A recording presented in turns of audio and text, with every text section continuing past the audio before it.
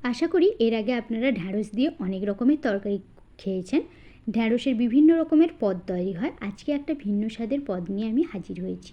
নমস্কার বন্ধুরা, আমি ঝিনুকের রান্নাঘরে আপনাদের সবাইকে স্বাগত।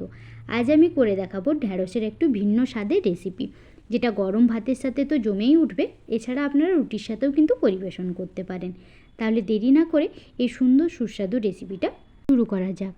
এই ঢ্যাঁড়সের রেসিপিটা বানানোর জন্য সবার প্রথমে একটি মিক্সিং বোল নিয়েছি।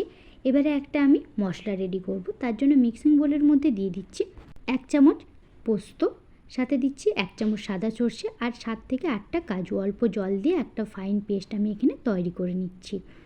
আর আমার লাগছে 2টো মিডিয়াম সাইজের টমেটোর পেস্ট, যেটা আমি মিক্সিতে পেস্ট করে নিয়েছি এখানে ঢ্যাঁড়স। এখানে আমি 250 গ্রাম ঢ্যাঁড়সকে বড় বড় টুকরো করে কেটে নিয়েছি। এবারে চলুন মেন রান্না। তার জন্য ওভেনের মধ্যে কড়াই বসিয়ে দিয়ে দিচ্ছি অল্প কিছুটা পরিমাণে সরষের তেল। আমি রান্নাটা সরষের তেলে করছি, আপনারা চাইলে রিফাইন তেলেও করে নিতে পারেন। তেলটা ভালো করে গরম হয়ে গেলে কেটে রাখা ঢ্যাঁড়সের টুকরোগুলো দিয়ে নিলাম।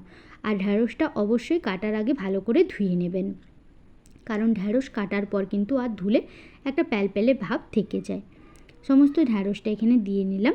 এর সাথেই দিয়ে দিচ্ছি রঙের জন্য 1/2 চামচ কাশ্মীরি লাল লঙ্কার গুঁড়ো, স্বাদের জন্য লবণ আর 1/2 চামচ হলুদের গুঁড়ো। সব কিছু দিয়ে গ্যাসের ফ্লেমটা মিডিয়ামে রেখে ভালো করে ঢ্যাঁড়সটাকে ভেজে নিতে হবে। আর যাতে সেদ্ধও হয় তার জন্য আমি ঢাকা দিয়ে ভালো করে সেদ্ধ করে নিচ্ছি। 1 থেকে 2 মিনিট পর দেখুন ঢাকা খুলে ভালো করে কিন্তু ঢ্যাঁড়সটা খুব সুন্দর সেদ্ধ হয়ে গেছে। এবারে ঢ্যাঁড়সটাকেও কড়াই থেকে উঠিয়ে নিয়ে প্লেটের মধ্যে রেখে নিচ্ছি।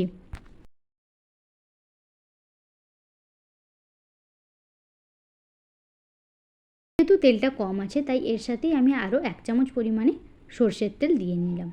তেলটা ভালো করে গরম হয়ে গেলে এর উপর আমি ফোড়ন দেব। তাই ওই তেলের মধ্যেই দিয়ে দিচ্ছি 1/2 চামচ পরিমাণে কালো জিরে আর দিয়ে দিচ্ছি একটা কাঁচা লঙ্কাকে ফাটিয়ে নিই। কালো জিরে আর কাঁচা লঙ্কাটা অল্প কিছুক্ষণ আমি ভালো করে ভেজে নিয়ে দিয়ে দিচ্ছি যে টমেটোর পেস্টটা তৈরি করে রেখেছিলাম, সেই টমেটোর পেস্টটা।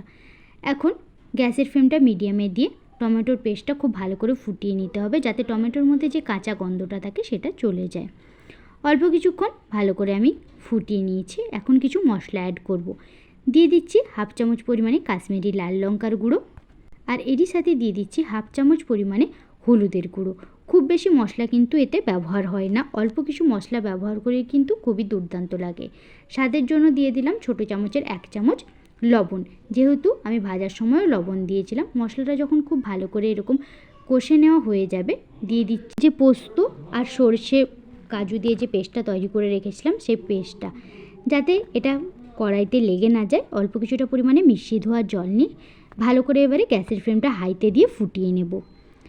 দেখুন খুব ভালো করে কিন্তু আমি এখানে ফুটিয়ে নিয়েছি। ফোটাতে ফোটাতে যখন গ্রেভিটা হালকা মজে আসবে তখন আগে থেকে ভেজে রাখা ভেন্ডিগুলো দিয়ে খুব ভালো করে মশলার সাথে মিশিয়ে নিয়ে অল্প কিছুক্ষণ ফুটিয়ে নিলেই কিন্তু রেসিপিটা একদমই কমপ্লিট হয়ে যাবে। গরম গরম ভাতের সাথে এটা খেতে কিন্তু দুর্দান্ত লাগে। আপনারা চাইলে কিন্তু এই গ্রেভিটা একটু জল জল করেও নামাতে পারেন, খেতে কিন্তু অসম্ভব সুন্দর হয়। দেখুন তৈরি হয়ে গেল আমাদের ভেন্ডি দিয়ে একটা খুবই সুস্বাদু রেসিপি। অবশ্যই একবার বাড়িতে ট্রাই করে দেখুন তো খেতে কীরকম মজার লাগে। সত্যি বলছি এই রেসিপিটা খেতে কিন্তু খুবই দুর্দান্ত লাগে। আমার আজকের এই রেসিপিটা আপনাদের কেমন লাগলো কমেন্টে লিখে অবশ্যই জানাবেন। আর যদি এই রেসিপি আপনাদের ভালো লেগে থাকে আমার চ্যানেলটাকে সাবস্ক্রাইব করার অনুরোধ রইল।